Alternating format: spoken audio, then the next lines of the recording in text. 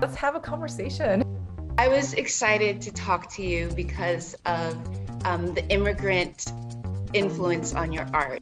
I feel like as we live our life as immigrants, like there's these things that we just repeatedly do.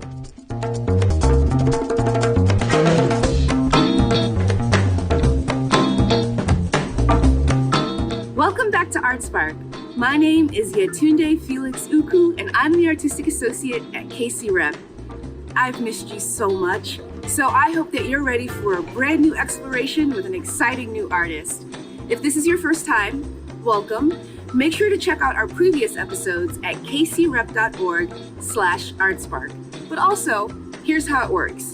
We sit down with an artist of a varying discipline as we learn more about their work, their process, and a little bit about their story. And then we get to my favorite part, the art prompt. What's an art prompt? Well, an art prompt is a cool, low-pressure way for you to participate at home and spark the art that lives inside of you. I promise it's going to be so much fun. Let's dive in. Kathy Liao is a visual artist, an educator, and an arts administrator. Drawing inspiration from her diverse cultural background and personal history, Kathy's mixed media work is about the intimate yet universal concept of relationships. In a statement about her work, Kathy shares, "As an artist of Taiwanese descent, I look for patterns and repetitions in behaviors of the immigrant family. As families separate and migrate, I recognize the invariable loss and the struggle to justify and reconcile the distance in between." As an educator, she has worked as the director of the Painting and Printmaking Studio Art Program at Missouri Western State University and taught at Boston University, University of Washington, Seattle University, and Gage Academy of Art. She is currently an arts administrator serving as part of the Artist Services team at Mid-America Arts Alliance in Kansas City, working to support other artists. Kathy is a recipient of various awards, and her work was shown in Boston, New York, Los Angeles, Seattle, Kansas City, and many other cities nationally and internationally. Let's jump in. Yetunde, let's have a conversation. Let's have a conversation. First, let me say thank you for joining us. We're so happy to have you here on ArtSpark. Welcome. Yeah, thank you. Again, thank you so much for having me. I'm really looking forward to this conversation. And yeah, let's dive in. Let's dive in. Okay, so I guess my first question would be, how did you discover you were an artist? Growing up, like when I was little in kindergarten all the way through elementary school, I've always loved to draw. So I remember doodling like in classes, and I drew a lot. I did a lot of comic books, as a kid. But I think just growing up in my family, both my parents are dentists. So I think I've always been told that, oh, you're going to medical school, you're going to do this profession. So I've always kind of thought that was going to be like a hobby, just things I enjoyed doing. So I went to University of Washington in Seattle with an intention of majoring in sciences and of course going on to medical school because that's what my parents wanted. And as I go down that path, I've been like taking art classes on the side just for fun. I'm like, okay, I like doing this. I'll keep focusing on my studies, but I'll take art classes on the side. And I took my first painting class in my junior year. So it was like towards the end of my studies, like I took my first painting class and just like absolutely fell in love with painting. I'm like, this is like the most amazing thing ever. So, and then it's kind of been like a little bit of like tug and push and pull, like a little bit of tug. Like I'm trying to figure out whether I want to continue on going to medical school or like change my direction. I ended up finishing my science degree, finishing off like getting a science degree, and then went back and got a post-bac in painting and drawing. So it's kind of like a big detour. Yeah. And I think in thinking about that, I feel like the word discover is maybe not quite the right word, like discovering you're an artist. I think it's like the moment when you just like declare yourself as like, okay, I'm an artist now. Yeah, I think it's more that than like discovering like, oh, I am an artist. But it's more like one day you just kind of got that I don't know if confidence is the right word, but just like got to a place where it's like, this is it. I'm an artist. I'm showing my work. This is what I do, right? So yeah. Yeah, I'll never forget the first time I introduced myself as an actor. I was quivering because it's like a declaration that you have to decide to make one day. I love that. I was excited to talk to you because of the immigrant influence on your art. I come from a family of immigrants, and I know that you talk about distance and immigration and the effects that distance has on families. And so I'm curious how a year of isolation with everyone being distant, how that affected your work. Yeah. I feel like this year, for all of us, like we all experience it differently, but it's been a tough year. People can probably, relate on some level. I think during this last year, my family does feel further away from me than ever, right? Like I live in Kansas City in the middle of the United States, and my family is out in Taiwan. So, just that physical distance is like 7,500 miles away. And not being able to get on a plane, not being able to like travel to see them for, a year and a half now, actually be more than that because it's been a while since I visited. So it does feel that they're very, very far away. This year, I came to recognize that my choice to migrate, I made the choice of like moving away from my family, moving from, I was in Seattle for a long time, in Boston, and eventually coming out to Kansas City.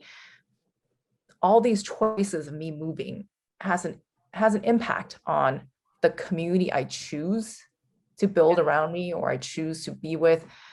And also that sense of like continue to pursue the sense of belonging. Like, where do I belong? Everywhere I move away from my family, it's like I'm still trying to find, do I belong here? Who am I? Like, how do I establish myself in a new place?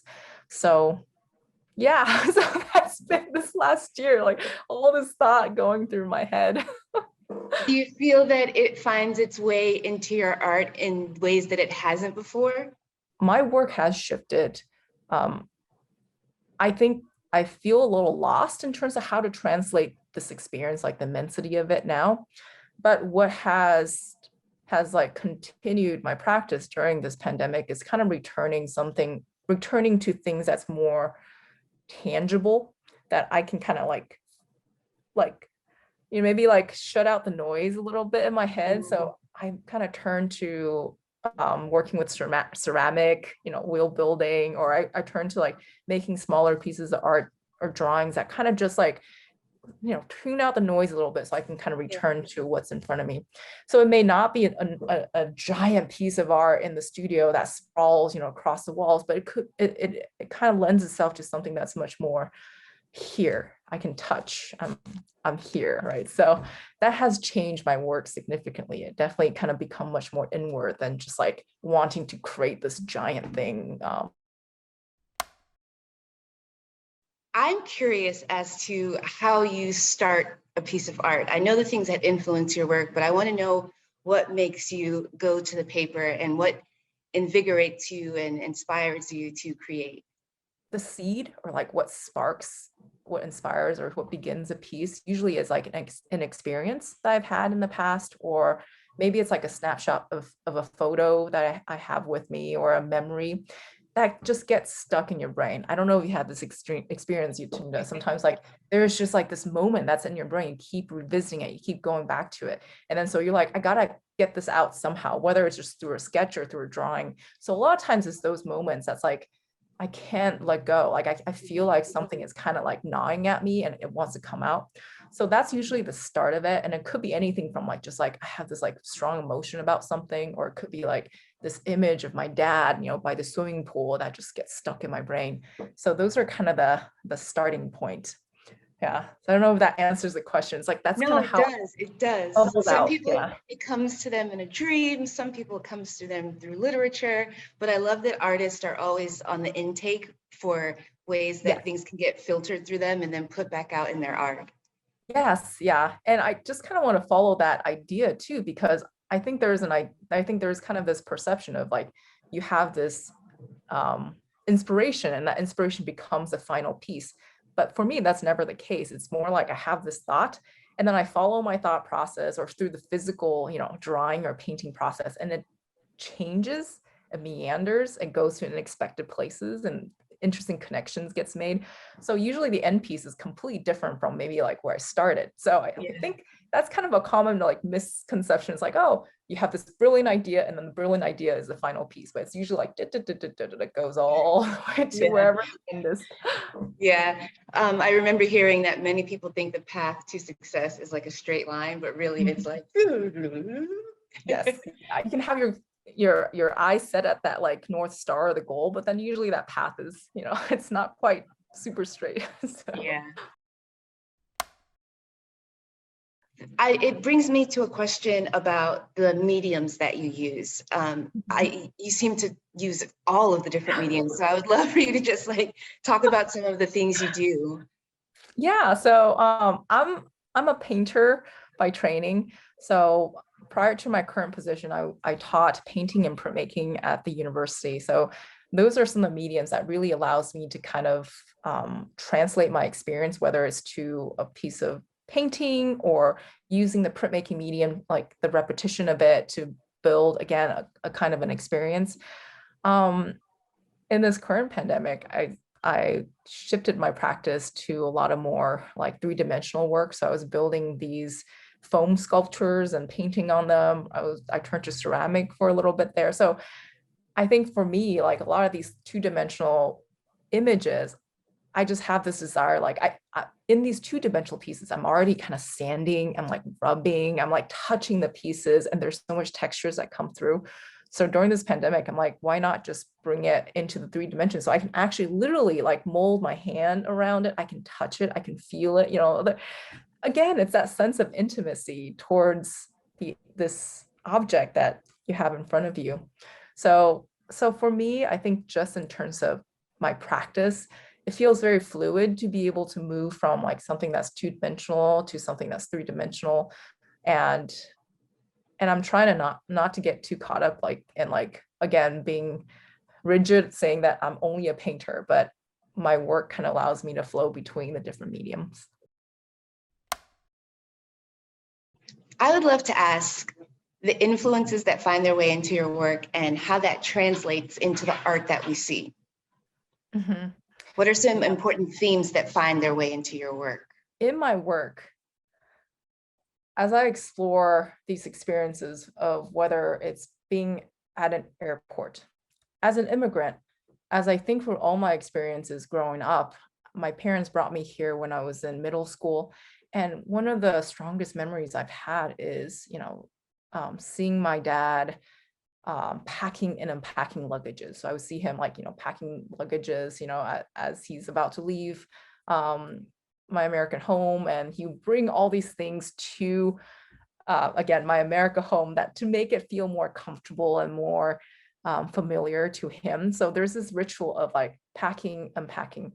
There's also, I think about many of us immigrant have experience of like getting into another one of those like long winding custom and border security line, right? Like I would take my dad to the airport and watch him get into another one of those lines, or I would go to the arrival terminal and like wait for him until he comes out of those lines, right? So I feel like as we live our life as immigrants, like there's these things that we just repeatedly do. Phone calls, like my family's in Taiwan and they call me about the same time every day, right? Like, so there are these things that just repeats themselves in my life that feels comforting, familiar at the same time, but also it is part of this like large experience of traveling, of being an immigrant, of like, these are the hoops that we have to go through over and over and over again to get somewhere, right? So I think that translates into my work, both in kind of the story that I'm telling, but also in the way I make the work too. Because in my work, I layer, I repeat a lot of marks. I do these motions of rubbing, like sanding, and like it becomes part of the process itself of these like very ritualistic creation, ritualistic layering of colors, of marks, of collage. And So yeah, so I think they kind of go hand in hand in terms of like the idea of repetition in my life versus the repetition that happens through my work.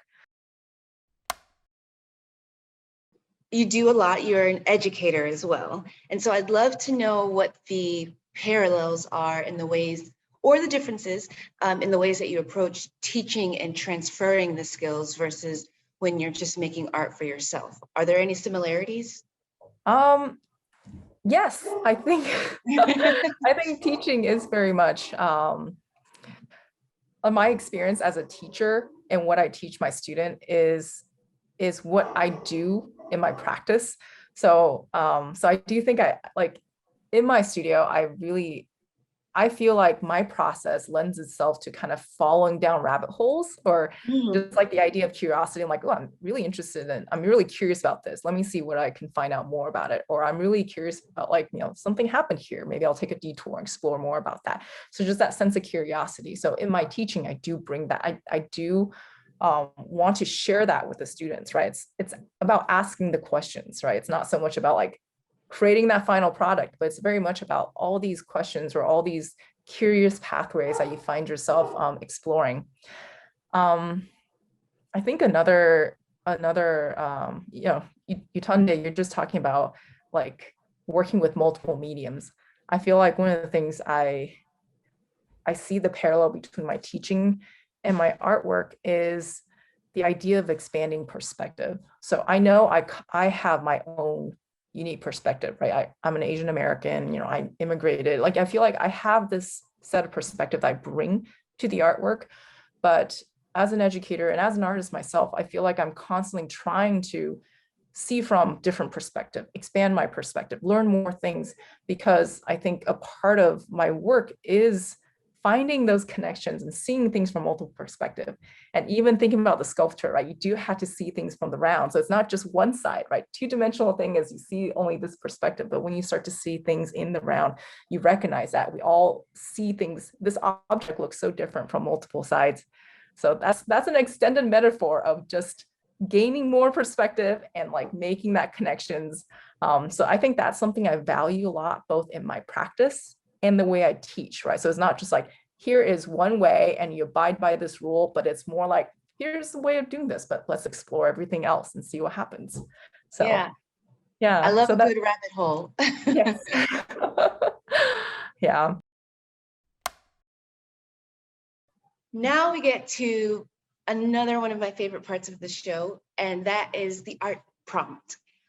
This show is called ArtSpark, and it's all about talking to artists and helping those who are watching realize that they too are artists and they have art inside of them. So I would love if you could share an art prompt that just helps our viewers at home take on a small task or activity that that is accessible, so they don't feel like they have to go to school before they can paint, or they have to know so much information before they can declare themselves an artist. So what is an art prompt that you would like to share with our friends who are watching? Yes, so Yetunde, I feel like earlier, I even like kind of got started with like making some things on my own, just to kind of get my sparks going. Yay!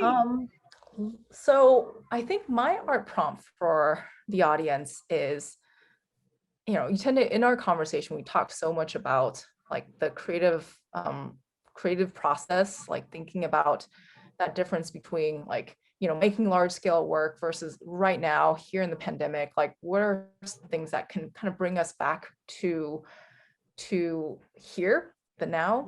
How do we slow down and like be able to be present with what we have in front of you? So this project, everyone can do at home. It's called rubbing footage. And basically, I'm going to grab some examples here. So basically, the materials you'll need is any printer paper, just like white pieces of paper that you find. It could be scrap, it could even be like newspaper leftover, whatever it may be, paper. And if you have tracing paper, great. If not, go to your pantry and grab some parchment paper. Those work too. So fairly simple materials, paper, some sort of kind of transparent parchment paper, and color pencils. So any type of color pencils or crayons you have around the house. So that's all you need. So what I love about this project and what I love working with this is it really slows me down, allows me to like just recognize like what we have around in our house, the different textures, and allows you to kind of just recognize all the different patterns that you have in the house. So let me show you some examples. Today I went around the house and I grabbed a piece of pencil, color pencil, and on this paper you can place the paper over those patterns, whether it's the grate of your heating system, or it could be your carpet. I went out to the deck and made some rubbings of the tree bark, or like that bark pattern that's on my deck. Wow. And so all these beautiful, really fascinating patterns start to appear just by grabbing a piece of pencil or crayon and start rubbing against those. And so I personally like to do it on just regular sheets of paper. I also like to do it on these like parchment paper or tracing paper because they're a little more transparent. And the reason I do that is then I can start combining them, because I think it's fascinating to document. I'm literally like just diving in now, right? You can document these beautiful textures, but you can also start playing around with different compositions. So you can kind of overlap different type of texture over each other just to see what are some of the results that comes out of it. I love This that. is another great place for me to get some inspiration, is like, because it feels very abstract, but at the same time it's recognizable. Like I know these places, you know, I've touched my, you know, the surface of my table multiple times. I know, you know, this like light texture on my cup, like I've touched it every morning when I drink coffee, but now I can kind of rub and like transfer that onto a sheet of paper and start putting them together in different designs. You can throw in your sketchbook, you can kind of frame it or collage them together into different combination of patterns and mark making. But really the best part is just that feeling of rubbing, and then having an image starts to come out at you. Yeah. So I think cool.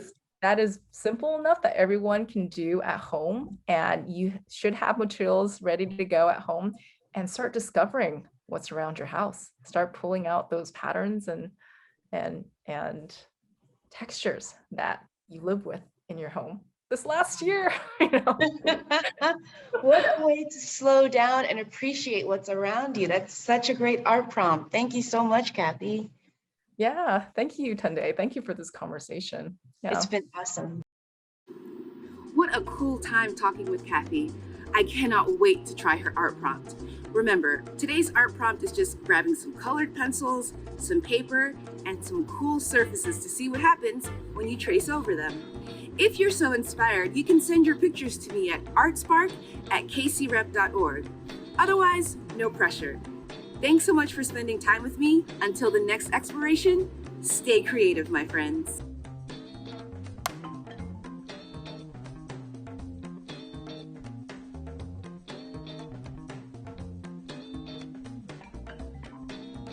Many people think the path to success is like a straight line, but really it's like one day you just kind of got that I don't know if confidence is the right word, but just like got to a place where it's like, this is it, I'm an artist. I love that artists are always on the intake for ways that things can get filtered through them and then put back out in their art. Again, it's that sense of intimacy towards this object that you have in front of you. But really, the best part is just that feeling of rubbing, and then having an image starts to come out at you.